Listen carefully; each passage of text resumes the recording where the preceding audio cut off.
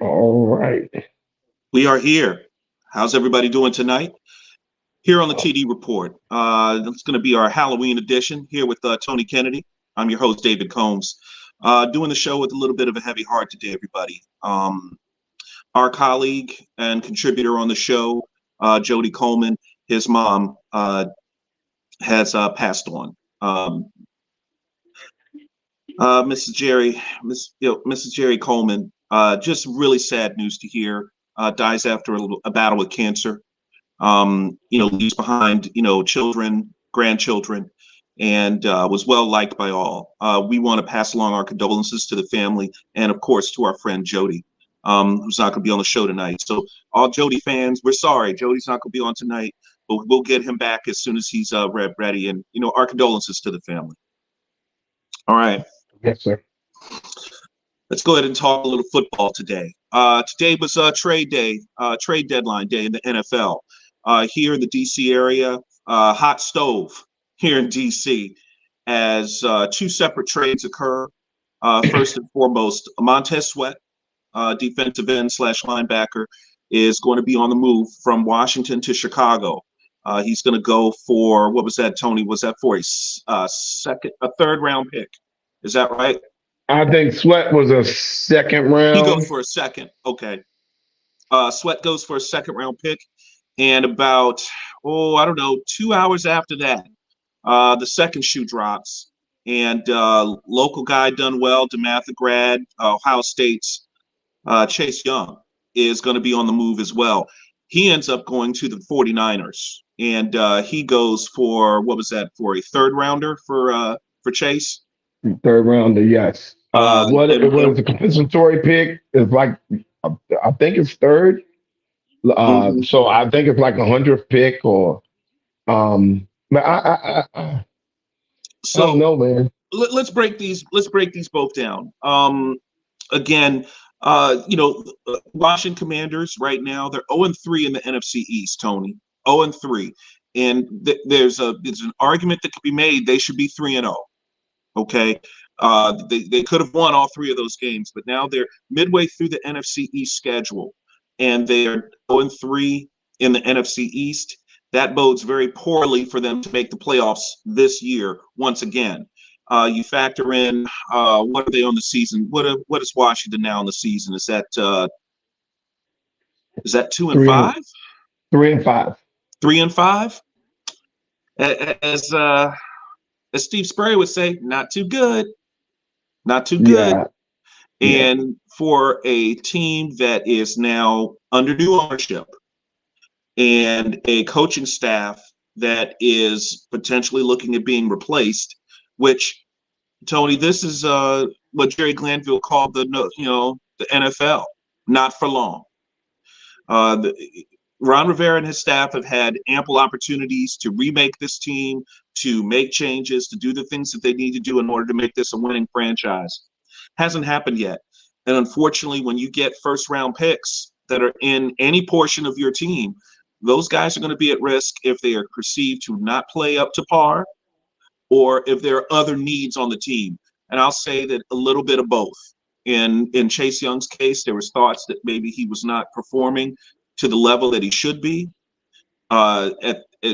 With Montez Sweat, they traded up to make that pick to bring him in here. So moving up, I think was it two second rounders to move up, as well as swapping that first round pick to move up into the first round to draft him 26th overall. So you look at the defense and where they're ranked. I believe they're around 31st. That's not good, Tony. Well, here's how I look at it. If you had to get rid of one, that's understandable. But when you get rid of two, and well, you could say, well, they're last anyway, but where are you going to be when you get rid of two of your best pass rushers? I mean, what do you plan on doing, getting rid of both guys who in this league the key is putting the pressure on the quarterback to speed the game up. Mm-hmm. And right now, you leaving those two guys in the three technique, you leaving them on the island. Because if they ain't got no pressure coming here, what they're going to do is start pitching them and making sure that they don't get no pressure up. So now those guys are going to see way more double teams. Those two right there, you can't double team both at the same time. Well, you can if you max protect. But they're going to see a whole lot more double teams. So remember, those two guys that you did pay, their numbers may go down. And I understand that you think you want to make a move now, but Washington is, if Philly is the best team, well, Washington had them beat the first time. The Yes. second time, they just gave them the game last Sunday. On They Sunday. were up. Washington was up last week on Sunday. They were up 14-3, jumped out on top of the Eagles. And I was saying to myself, wow, the Eagles looking a little flat, watching them, playing well. And, look at it this way, TK. I think Washington has found their quarterback. I think Sam Howell has a good chance to be a very good player in this league. He's looked pretty good starting his first 9 games, Tony. Dave, when they lost to the Giants and everybody was down, what did I put? I said Sam Howell is a baller. Okay, he's a very that good doesn't player. mean I think Sam Howell is a baller, but you're going to have everything around him. Sam Howell's going to have a better defense. Sam Howell's going to have a better running game. Sam Howell's going to have a better offensive line as a whole. It's just not. I mean, they're this close, but they make it seem like they were way too far. Because when you get rid of 2 first-round edge rushers, dude, what message are you sending to your team? The message that you're sending to your team is that you're holding up for next year. You're going to stockpile some draft picks. And then you are going to let the season play out, and where your draft pick ends up is where your draft pick ends up. You aren't going to be bringing in help to help your team to fill some holes this year. So if you had told me, hey, they made these 2 trades, and then right at the deadline, they made 2 more deals to bring in some guys, I would have said, oh, okay. But that's not the case. That ain't what happened here today. So these picks, these guys were just traded for picks. They weren't traded for players. So there will be no help forthcoming. So what the roster is what the roster is. Okay, -2. Okay, whether they're going to bring in, whether they're going to move up practice squad guys, whether they're going to try to sign somebody off of waivers, or they're just going to go with what they have. I mean, who's going to be playing defensive end now? Where's his pass rush? From the edges, like you said, where's it going to come from? And listen, Washington ownership was obviously very busy. Obviously, the owner of the team now, the majority owner of the team now, also owns the Philadelphia 76ers, who also made a big deal in the NBA. So within the last 24 hours, he has made deals to move not just Chase Young and Montez Sweat. He moved James Harden. And he's made some moves here. And he was PJ Tucker. So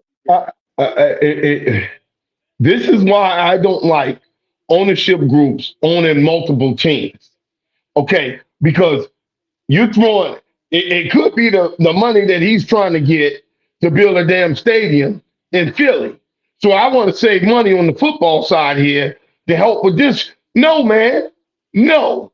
No, he just saved $400 to $500 million. But who's going to suffer? The 76ers fans and the Commanders fans. Because there's no Dr. J, no Andrew Toney, no Moses Malone coming through that door. There's no John Riggins. There's no Darryl Green. There's no Art Monk coming through that door. And y'all can have the Harris Group. You're just trying to build stadiums. Man, the Harris Group, I would have said this, Tony, if they had just left the team as is and stood pat, Okay. And by the way, fans here, definitely hit the like and subscribe button for us, please. I forgot to throw that out there. Hit us on Spotify. Give us a follow. There's going to be situations here where we see moves made where we don't really understand why they're being made. Now, like you said, maybe if you move one of the defensive ends, you make a move. But both of those guys were on expiring deals. And as far as I'm concerned, Tony, what was done here by the previous regime and stacking that front seven with first round picks, I think there was an imbalance in the payroll as far as where the money was being allocated. Most of that money was allocated to that front seven, and you weren't getting the bang for your buck that you should have been getting for all the money that you're paying. Tony, you've always taught me that there's a good way to do it, to spread the money out, is to have one guy on a big deal, a major max deal on each level of your defense. So don't put four or five guys in that front line, on that line, that are getting big money. Don't pay the linebackers, and then don't pay anybody in the secondary. Where you look at Dallas, they're paying one guy big on the defensive line, one guy that they're going to be paying big in linebacker or Micah Parsons, and then Stephon Diggs is making big money in the secondary. Now he's hurt; he's out for the year, but Cowboys still chugging along. Big win this weekend. Big win on Sunday against the Rams. What was that? 43-20. They just blast the Rams and score virtually every way you can score. Special teams, defense, offense, all putting up points. If I would look at this, Dallas is going into a game, they're going into a big showdown with the Eagles on Sunday, right? If Dallas scores on defense, if you don't stop Dallas from putting up points on the defense, you're going to be in for a very long day. Okay, very, very long day. And we look at how this league has looked and how this league has ebbed and flowed. You look at what happened last weekend. The 49ers lost again. Okay, didn't look good losing either. And the Chiefs lost, and they lost to the Broncos, and they didn't look good losing to the Broncos, who everyone has been, is left for dead. But you look at how some of these teams have performed over the year. You look at Dallas. If they win on Sunday, if they can win that game, they'll take first place in the NFC East. Then also, this is what's crazy. They have 3 or 4 games against subpar opponents. They could pad their record and be somewhere around 9-2 going into the last few weeks of the season, which is what they need. 3 weeks ago, when they got destroyed by the San Francisco 49ers, they were technically 2 games behind Philly and San Fran, 2 to 2.5 because they lost. A win by Dallas puts them in the number 1 seed in the NFC. Oh, yeah. Yes, it does. Yeah, because what happens is when Philly takes their bye and then Dallas wins, Dallas holds the tiebreaker over Philly right now. And if they beat them, and they will hold the tiebreaker over San Fran because San Fran got 3 losses. I'll say another thing. Given what Washington has done right here and made this move, if I'm not going to say Washington's tanking, but I'd like their team a lot more when they had these 2 defensive ends in there. Dallas is very prone towards the end of the year to lose that last game or lose a couple of games towards the end of the year because they'll be resting guys for the playoffs because they'll be locked in usually to their seed. Okay. If Dallas wins this game against Philly on Sunday, they're not going to want to give up the first seed. They're not going to want to give up the 1 seed. So they will play hard to the end of the year and play everybody, which means if they swept Washington, even if they split with the Eagles and end up and sweep the Giants, that's what Dallas would want to do. In years past, with Washington having that last game against Dallas in the season finale, I would usually put that as a win for Washington because they beat them last year, right? That's just kind of Dallas's MO, and it's been that way for at least 10 years.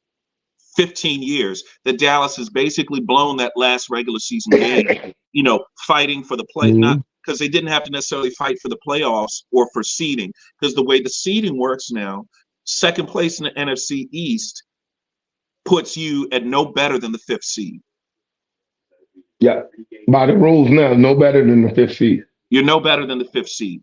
And the Washington this year, the NFC East was thought to be a very strong division because what was it, the first 4 weeks of the season, the NFC East was looking pretty good, but now the Giants have fallen off.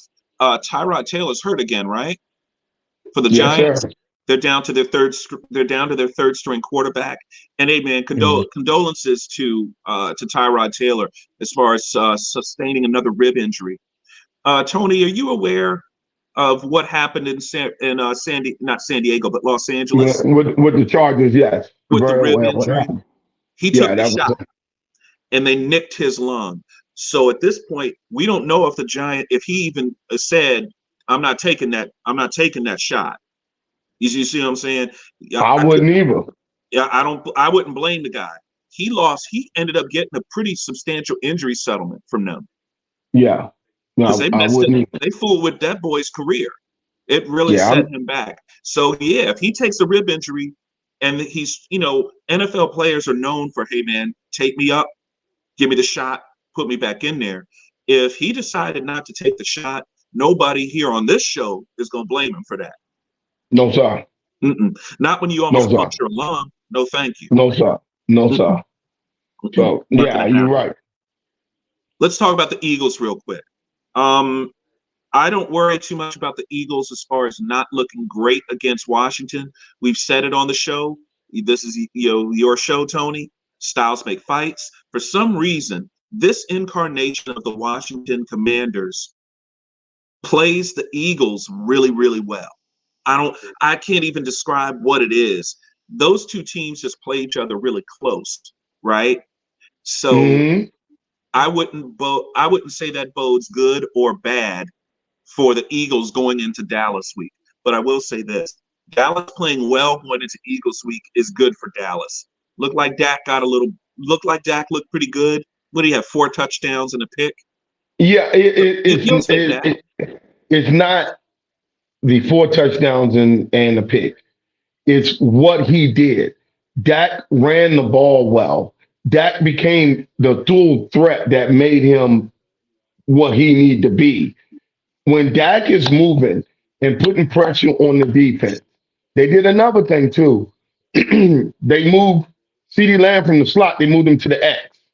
So they can kind of try to find out exactly the coverage. Dictate coverage. And he can dictate coverage, and he can play X.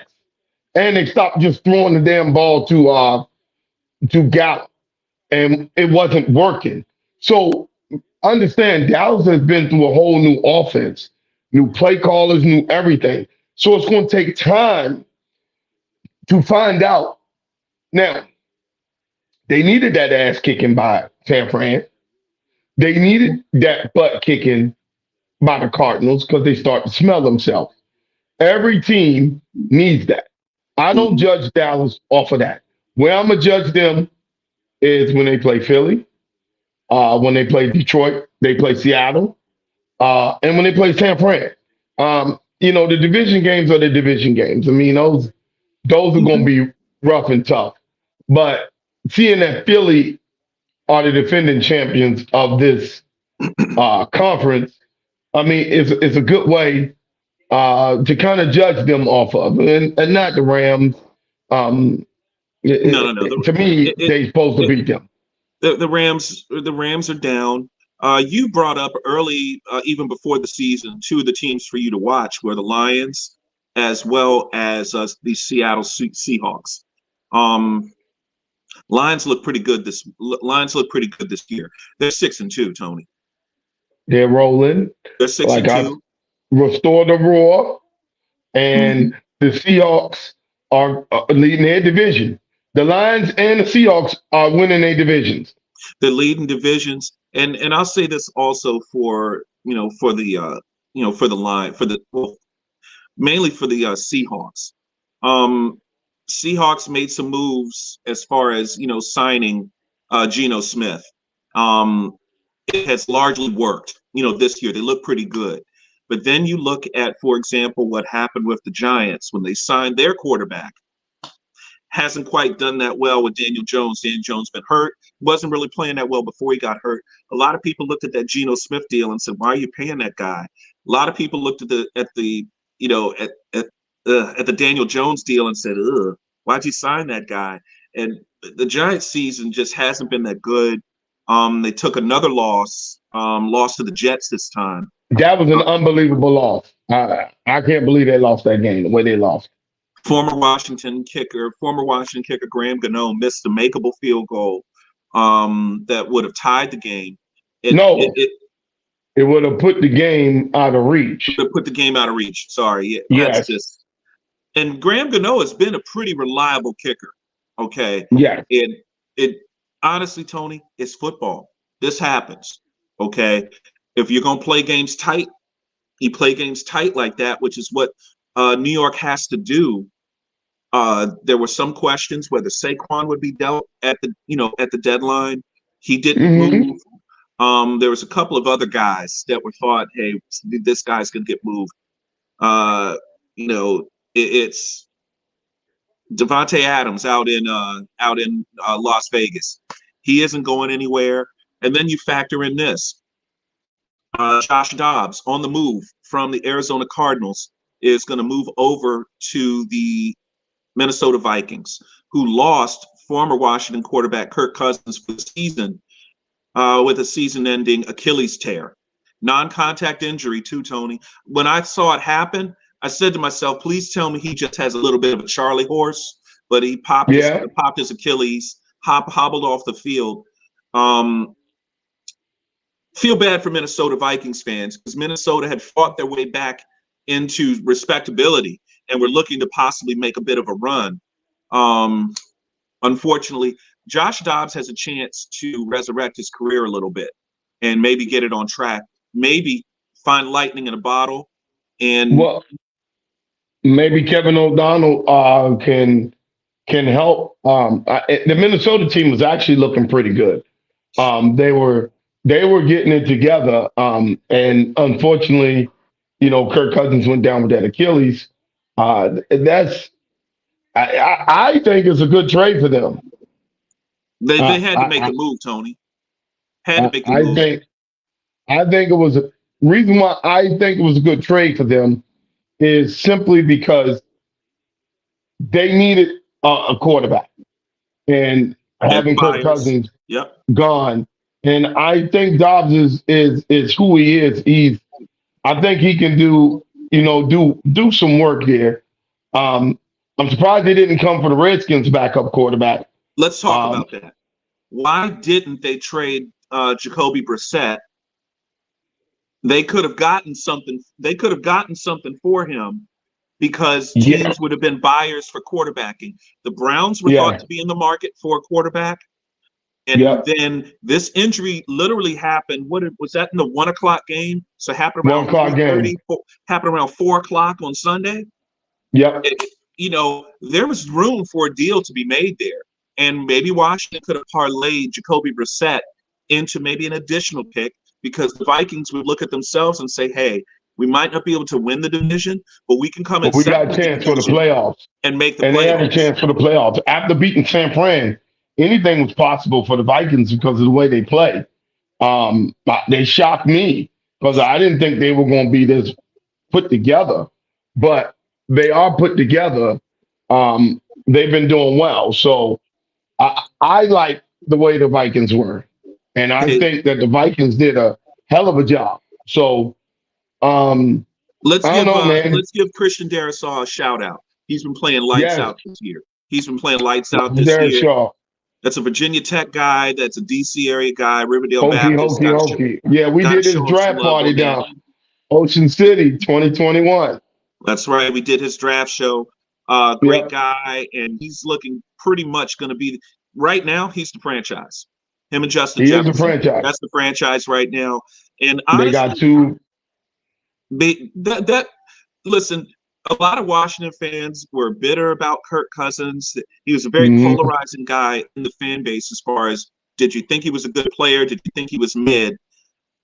I don't want to see him end his career this way. I was kind of pulling for the guy, Yeah. to do well in Minnesota, but I think he'll be back next year. I think he's going to be okay, but it was a rough situation to see that. What you got, TK? Yeah. Yeah, I think we got a couple guys up there. The Addison guy from here, Jordan Addison. Yep. Jordan Addison, and we got Darius Shaw. So we got two guys up there that's anchoring. That's going to be the future for the Vikings now. It's cold as hell in Minnesota, unlike here. But I mean, I'm happy for those guys. They play indoors. Up that one. Yeah, they do, but they don't walk around indoors. You got to walk outside. That's an interesting division. It always has been, because me and you are old enough to remember when Minnesota played outside. Outside at the old Met. That's the black and blue. Two stadiums ago. 2 stadiums ago. The old Met is what it was called. And it's, so you guys know, it's an area called Bloomington. It's where the Mall of America is now. That's where the stadium used to be. And that is where the old Hail Mary happened. Yeah. So, yeah. Ahmad Rashad. Shout out to Ahmad Rashad. No. Drew Pearson. Not the Ahmad Rashad one. That happened there too. Yeah. But against Cleveland. But the Drew Pearson, the actual Hail Mary, Staubach to Pearson. Yeah. There's 3 Hall of Famers on that play. There's Staubach, there's Pearson, and there's the guy that got beat, Paul Krause, was on that play. Is that 81 interceptions, Paul Krause? That is the game. That is the thing. When I tell you, experience sometimes work against you. He read Staubach, and when Staubach looked that way, he shot that way. He bit. And when Staubach pumped it and came back, the steps that he had to take from that pump was the reason why Pearson caught the ball and scored the touchdown. Hey, shout out to Paul Krause. He has an NFL record that will never be broken. Yeah, if it ain't broken by some of these guys, the crew that just left, the Woodsons and the Darrell Greens and if they couldn't break prime time, if they couldn't break it, it's going to be hard to break that one. They're not going to break that one. You have to play 10 seasons with 8 interceptions a year. Something like that. Yeah. Just to get you started. Tony, that's just to get you started. Yeah, that's just to get you started. Yeah, you literally have to put up, and you're playing defense, so you're not going to play 20 years, as a defensive back. That's hard to do. Yes. How many years did Darrell Green play defensive back in the NFL? 19? 20 seasons. 20. Let's see, who else? Rod Woodson played about 19 or 20 seasons. Yeah, he played about 17, yes. Like Rod, I'm talking about Rod, not Charles. Oh, Charles. Rod. Yeah. He played about the same. They played about the same. Yeah. They played about the same amount. To play that long in that particular position, you literally have to be a Hall of Famer. You had to have 16 seasons of 4 picks of the year. That's 64. 16 seasons of 5 interceptions. How much is that? That's 80. Yeah. That's 80. 80. That's 16 seasons of 5 interceptions a year. That's a lot. Sorry, Tony. That's a lot of picks. A lot of picks. 16 seasons of 5. I'll say this. You can go your first 10 seasons and make 5 picks. It's that last 10 of making 5 picks when you are in your 30s. Yeah. Right. That trying to pick the ball off these guys. That's hard. That's really hard. Now have you met Paul? You've seen him at the Hall of Fame, because I've seen pictures. Yes, I've met all those guys from the Hail Mary. Roger Staubach, Krause, and Drew Pearson. Paul Krause is not a big guy. But he also played for the Redskins. He did. Yeah. Did he play in a Super Bowl loss to the Dolphins? I believe he did. And Jake Scott, who won MVP for the Dolphins, also played for the Redskins. Oh, okay. Yeah. Yeah. It was a rough day I remember seeing them highlights, man, and them trying to tackle. Yeah, I wasn't watching Super Bowls at 2 years old. You trying to tackle. The only way I've seen it is on them NFL films. That's NFL film. That's it. So Yeah. as we move the show along, everybody, definitely hit the like and subscribe button. Hit us in the chat. To Cody to try to get you on the show. We want to talk about some college football right now. Excuse me. My co-host played college football, so he's a big college football fan. I just have a rooting interest. My team, the Virginia Cavaliers, we ain't gonna be in no playoff anytime soon. But let's talk about it. Tony, what have you got on the college football playoffs? Well, they just released on Halloween night. They just released the top 4 teams. They as follow. It is Ohio State. It was Georgia, Michigan, Georgia, and Florida State. Ohio State number 1, Georgia number 2, Michigan number 3, Florida State number 4. That's the first form ranking. Okay, so let's handicap it. Let's go from the bottom up. Okay, we're gonna skip Ohio State and Michigan because they're gonna play each other first. But let's talk about Florida State. Florida State's in the ACC. The ACC is not what it was 15 years ago. Florida State is not going to lose, should not lose to an ACC team the rest of the season, right? They should breeze. But I would say this, Florida State, if they win out, will move up at least 1 or 2 spots. I'm also going to say this. I'm going to pull a homer. If Virginia Tech wins out, we get to play Florida State again, but it won't be in sunny Florida. It will be in cold Charlotte. And the way we play and our styles make fights. Is Florida State better than Virginia Tech? Yes. More Florida talent. State got more athletic talent? Yes. Florida State should win the game? Yes. But in one game, and you put them boys in Charlotte, and it's cold and it's a night game, whoever can run the ball to stop the run can get to the quarterback. You give us that opportunity, I'll tell you what, on that December 2nd, 2023, we will outnumber them 9-1 in that stadium. And it will be a home game in Charlotte. For the people that don't know, Florida State traveling to Charlotte is a plane ride. Virginia Tech traveling to Charlotte, y'all aren't flying that. Y'all are driving. Our people come from Atlanta, and all our people come from Atlanta and Charlotte. And DC. And from here, it's nothing. And DC to Northern Charlotte, Virginia. No problem. Yep, nothing. Yeah. So that's going to be basically a home game for the Hokies. Florida State has done this before, as far as having to play in Charlotte. Against. I think you guys have played each other in Charlotte for an ACC championship. Yeah, we beat them. We beat them in Charlotte for the ACC championship, and they beat us in Florida for the ACC championship. They beat They beat y'all down there. Okay. Yeah, they beat us down there, and we beat them up here. So if you're Virginia Tech and you can win, if you can somehow win out, maybe get a little help from UVA, and maybe we lay down for y'all a little bit. That ain't never happening.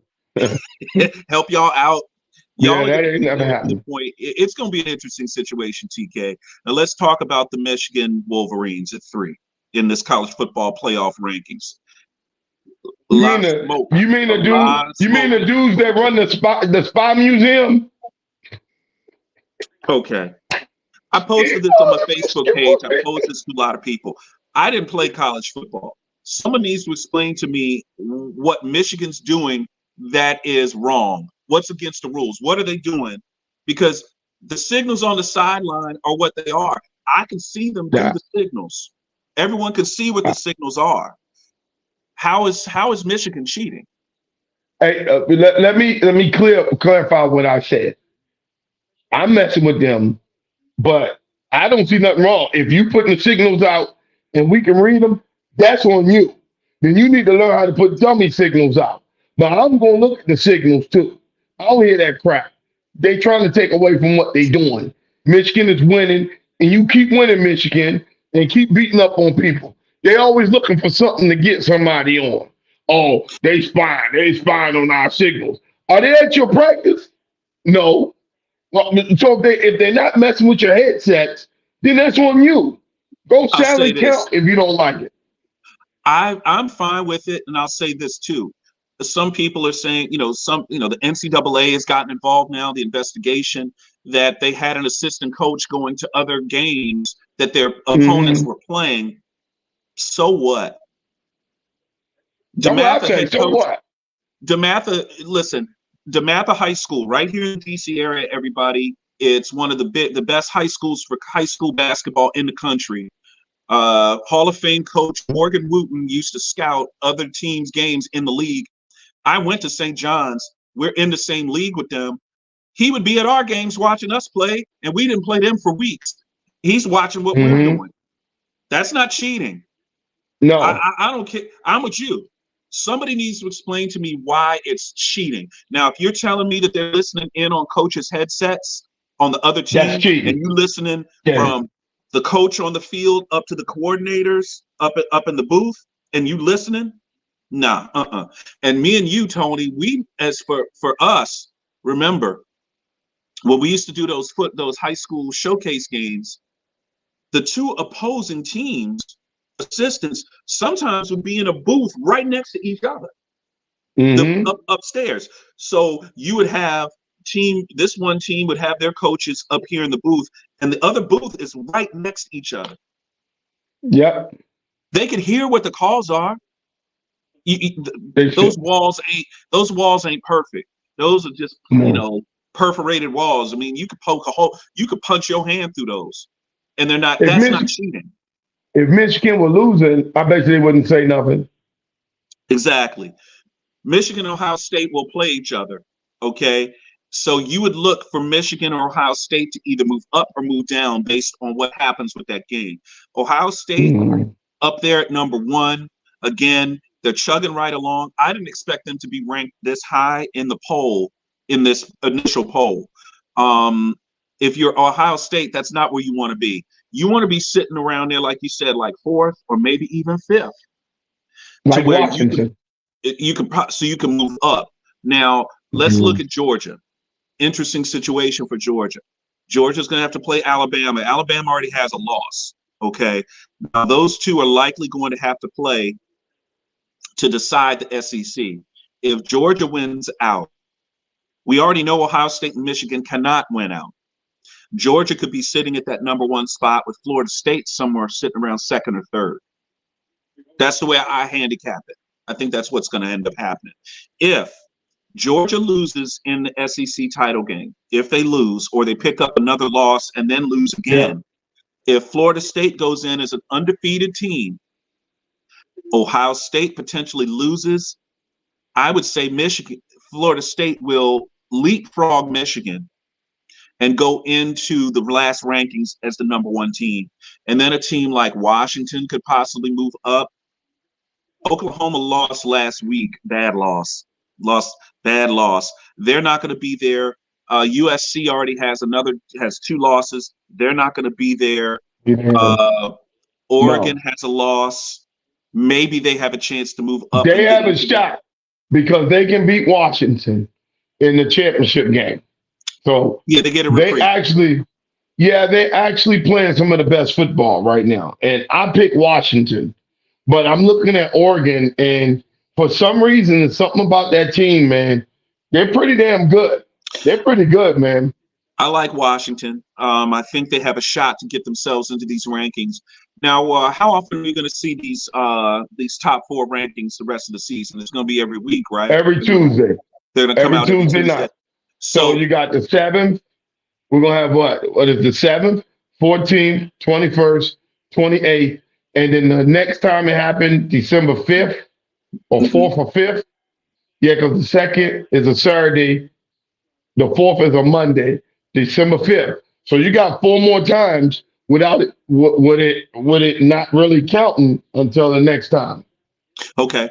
So you're going to be tracking that for us. Tony is going to put out a lot of rankings, a lot of lists for that, for our people that follow the show. Keep up with those, and let's get the chatter going on those, because I think that's fun about college is, these guys really only have one shot at it, Tony. So if you're in the NFL, you get down to the last 4 or 5 weeks of the season if you're on the bubble for making it in the playoffs. But the college football playoffs, the regular season really matters because you only got 12 games to do it. You see what I'm saying? So this is going to be really interesting going the rest of the year. Well, my dark horse was Penn State versus Washington.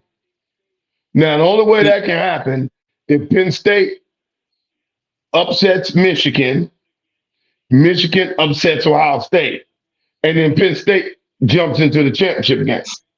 That's the only way that can happen. Okay, we've seen that. We've seen that happen a couple of times. What do you think about the potential? Okay. What do you think about the potential of Iowa? They lost a game to Minnesota. What do you think about Iowa potentially making it into the the big championship game and maybe shaking things up? On that side of the thing, I mean, anything can happen over there on that side of the Big Ten. The Big West. This year. They're in the Big West. Or the big. You said Iowa, the Hawkeyes? Yeah, on the western side of the Big Ten, right? Yeah. Yeah, on that side of the Big Ten, what I call that side with Nebraska, Minnesota, Iowa, all of them, you're talking about those sides, right? I call that the blouses. Yeah. All that side right there, anything can happen. Wisconsin, I mean, those teams are good over there. Those are good basic teams over there that play good football. And on any given Saturday, they can pop right up on you. So, I don't trust none of that stuff over there because none of these teams are that explosive this year. So, they could get them in the championship game. I think it's in Indianapolis again this year. Okay. And listen, that big title game has always had some surprises. There's always been something little funky happens or whatever. But if you're in Ohio State or Michigan, you say to yourself, we're supposed to be here. We're supposed to win this game. If we get there, we're supposed to win that. You would like to see Washington and Penn State in potentially a Rose Bowl? I thought Washington and Penn State was going to be in the championship game because those were my underdogs.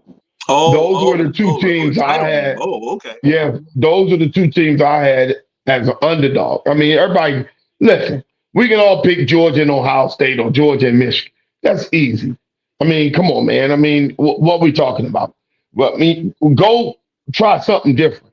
Mm-hmm. So what I thought was Penn State until I saw them against Ohio State. Now, Penn State get a second chance because they get to play Michigan. So it could be the old adage, styles make fights. Mm-hmm. And in that case, they beat Michigan, then they become Michigan fans to beat Ohio State. So, do you think there's an opportunity for an Alabama, for example, to get themselves back into this picture? What would have to happen? An opportunity. What would have to happen? Give me a scenario how Alabama gets there. They play Georgia. Alabama wins out, beat Georgia in the SEC title game. That will launch them into the 4. And once you are in the tournament, styles make fights. Who did Alabama match up well against? Well, guys, you ain't going to make your living running on Alabama. So if you're a run-heavy team first, that's not going to work. That's Ohio State. It's not going to work. So if you're Ohio State, you do not want to see Alabama in this draw. Not now, because I don't think Ohio State's quarterback is that good. That's Alabama's quarterback is not that good either. But Alabama's quarterback, I think, is good enough with the talent that they have. And I think if you like this, you don't want to see Alabama there because I think talent weighs out. And then what we have to realize, guys, is how many of the big guys who are first-round picks will say, hey, I'm not playing in the bowls. That is going to become a factor here that no one wants to talk about. If your son is a top 5 pick, does he play in that bowl game for free? Oh, wait. If it's my son, Harrison? Absolutely not, sir. Okay. So that changes. So if you're the first pick and you're a quarterback, he doesn't play, that changes the whole team. The worst case, the thing I don't want to see is what happened to, say, for example, a Willis McGahee that happened to him against Ohio State. He gets hit on that knee. That changed the trajectory of his entire career, Tony. You see what I'm saying? Where he's drafted, how much money he makes over his career. Hey, Dave, let me lead you into something. That's what the Kennedy Sports Group is doing. we're going to start providing these players ample insurance so that they can save that college football. Because right now, we may talk all this, but when we get to the four, if the top dogs ain't playing, that's not the same four. Well, let's talk about that. Let's talk about Caleb Williams at Southern Cal. Local guy, Gonzaga High School, makes the transfer from Oklahoma and moves over to SC. This is his second year at Southern Cal. He still has eligibility left after this year. So the question becomes, do you stay at SC for one more year, take a shot again at the national title? The national title is pretty much out of the question this year, but that's what he was shooting for. Do you take the NIL and stay in school but risk your health, or do you go into the NFL draft and end up playing for what amount? Look, he's going to end up with the Bears, dude. No, he's not. No. What? How so? First of all, that pick that the Bears will have to get him, if Chicago is smart, Chicago takes those picks. They get Marvin Harrison Jr. Well, they have two picks. They have Carolina's first pick, which would be the second pick overall. They got that. They take the pick. They get the left tackle from Penn State. They get Marvin Harrison Jr. They build around your boy Justin Fields, and they just got Sweat. They're about to be a problem. They got 3 good running backs. They got a good tight end. Chicago is about to be a problem if they get that, because here's what they can do. They can pay Sweat that money because, remember, they still ain't got to pay Fields a big contract yet. They got all this. Chicago is sitting in the catbird seat. Take those first 2 picks and make your team better. Get the best left tackle and get the best playmaker in college. They get Marvin Harrison, and along with the wide receiver from Maryland. Then they can move your boy back down to his natural position, which is the slot. Chicago gonna be fine, dude. You're talking about DJ Moore. No, DJ Moore would be this number 2, but if they got Marvin Harrison, what is his name? Looney. What is his name? The number 2 receiver for them. Yeah, dude, they're gonna be just fine. Okay. Obviously, the guy that they got from Shippensburg, or not from Shepherd. He's not ready yet, but he's an ample backup. Tyler Baker. Baker, he's done a great job, but he's fine. He's Chicago will be Darnell just Mooney right. is who you're talking about, TK. Darnell Mooney. But he's hurt. He's hurt, though. But he's hurt, but he won't be hurt for next year. Next year, if they move in the slot, listen, if they got Marvin Harrison Jr., they got your boy from Maryland, Mooney. and they got Mooney. Come on now with those running backs. And DJ Moore. Okay. Come on now. And a left tackle that's the future. What we talking about here? We got a team that's kind of starting to look like Jacksonville now. And we talking about Sweat coming off the edge now. So now we shaping our defense up, right? What do you say? The real question is where Caleb is going. Let's talk about that. If Chicago keeps the pick, okay, and stays at number 1, or if they trade that pick and move down, the cost to move up from, say, a number 5 pick, a number 6 pick, to move up to 1, that's going to be a lot. That's going to be a big. Okay. Who has the draft capital?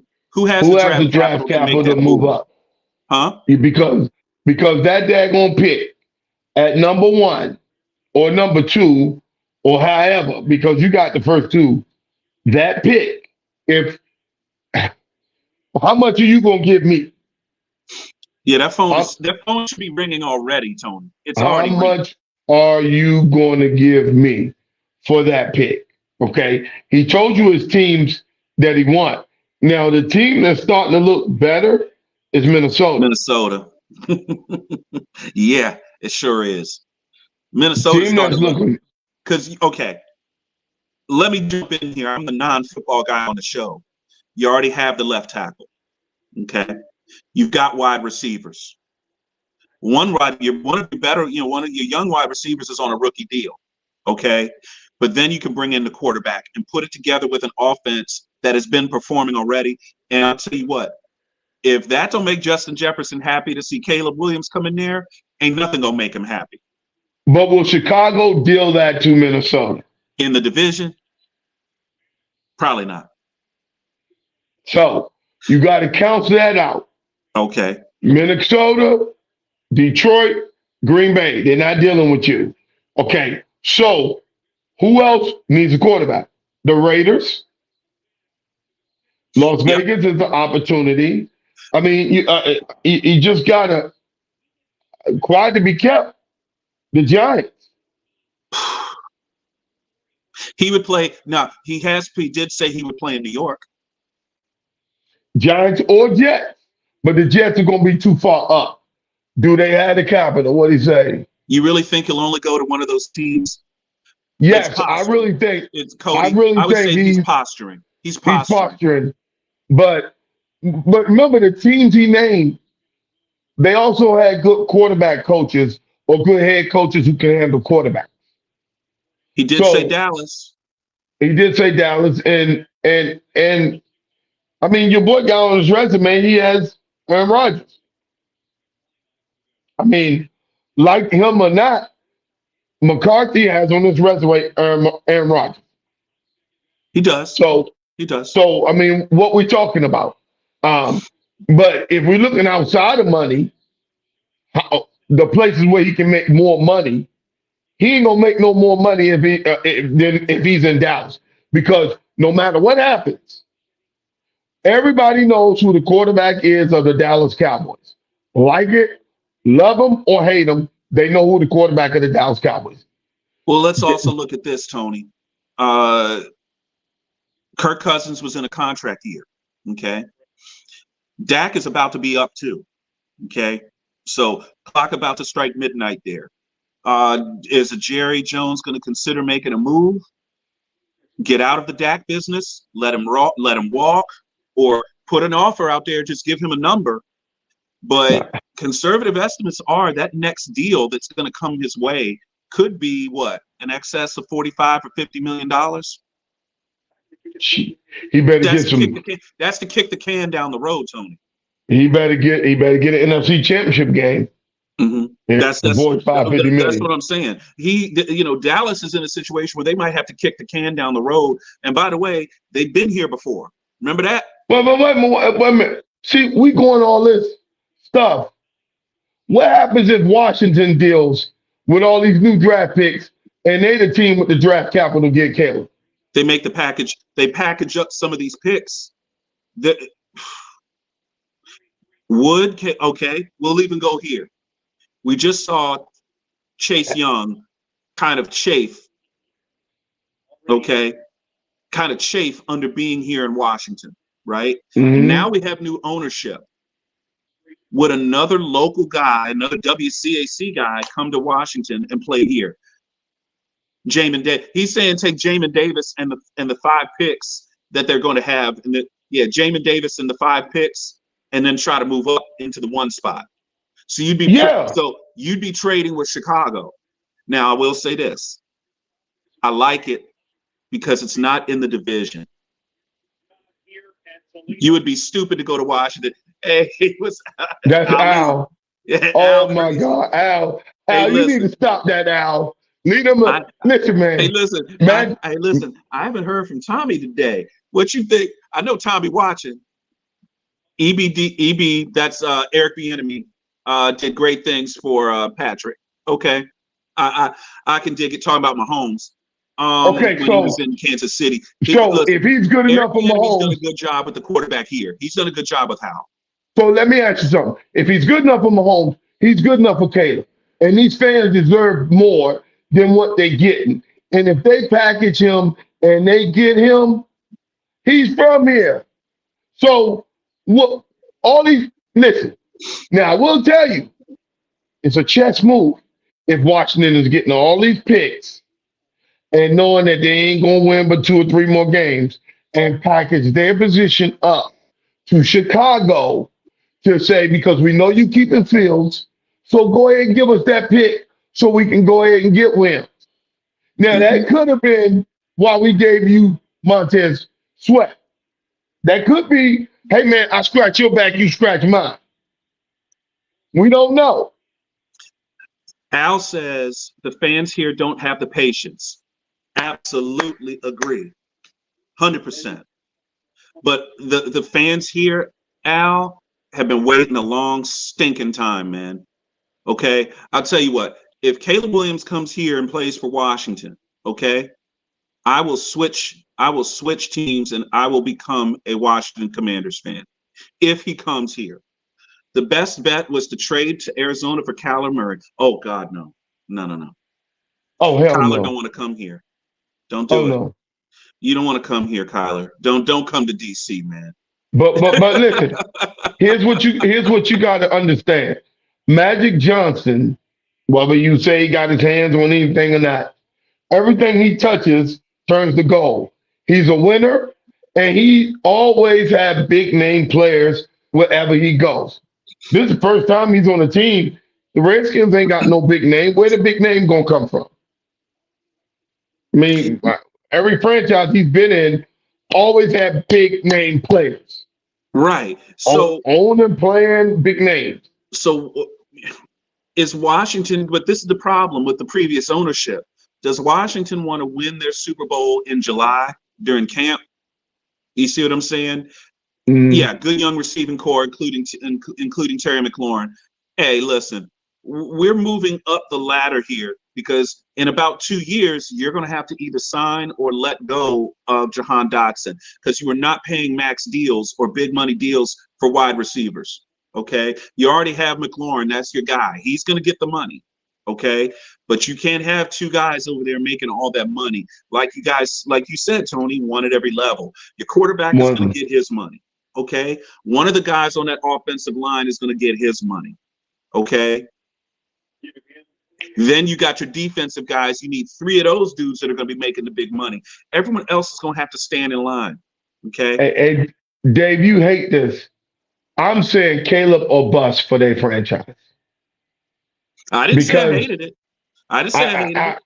I mean it just makes sense that you would get draft capital and you have some players that they may need. They may need the Dotson over there with Chicago. Yep, They may need one of the other receivers, to package, over in to Chicago, the package. Yeah, yeah. package to go up to go get Caleb.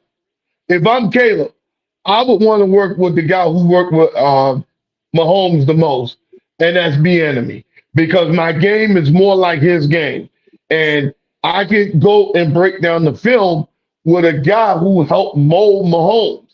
Obviously, the first year that he left Mahomes is struggling A little more bit, than normal. a little bit. I Hey mean, Tony, hey Tony, your boy Joe Burrow looked pretty good on Sunday. you already know who I think the best quarterback is in the NFL. It's my boy Joe Burrow. I had to stir it up a little bit. Hey, I know you were sitting there like this watching the boy. Cincinnati got the best coaching staff. Let me tell you guys something. You watch out for Cincinnati. You watch out for the Ravens. The Ravens are the most dangerous team in the NFL right now. Wait a minute, Tony. Right now, they're the Why most didn't they make a dangerous. deal? Why didn't Baltimore make a deal?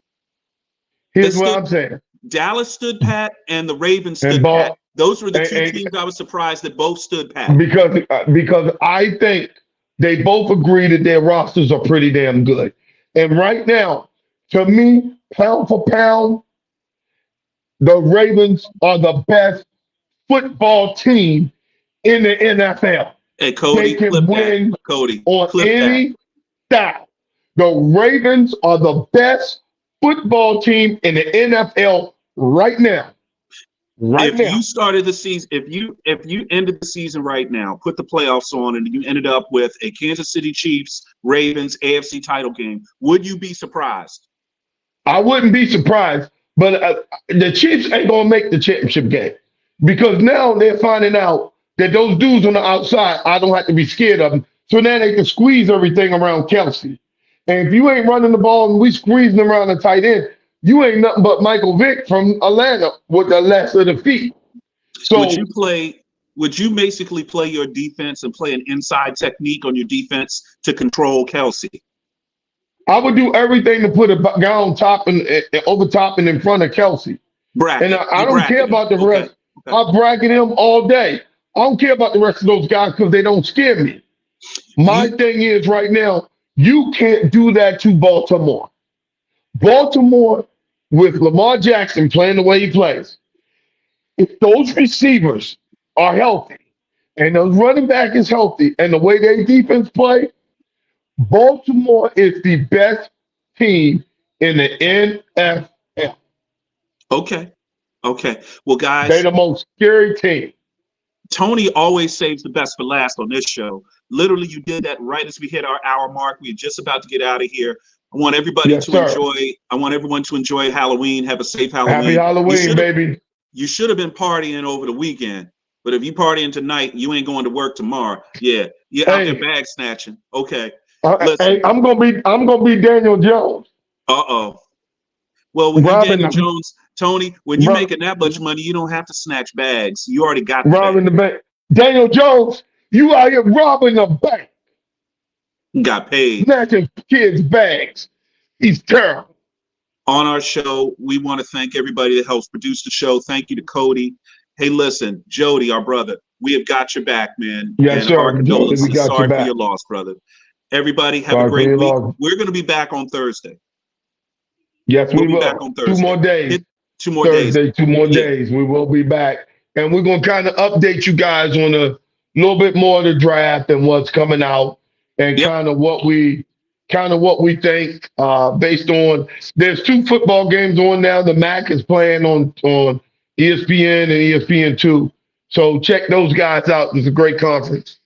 Thanks, Dave. That was pretty good today. Thank you. Great show. We kind of updated everybody on what's going on. And Thursday, we're going to talk World Series. And we're going to talk World Series. Special guest on the show Thursday. St. John's College High School girls basketball coach, one of the best high school coaches in the country, period. Jonathan Scribner is going to be on our show. So if you've got a daughter playing high school basketball, you want to watch on Thursday's show, because I'm gonna get him to give up some secrets on how to coach girls to be one of the best high school girls programs in the country. Thanks a lot, everybody. We're gonna see y'all on Thursday. Thanks, TK. All right, bro.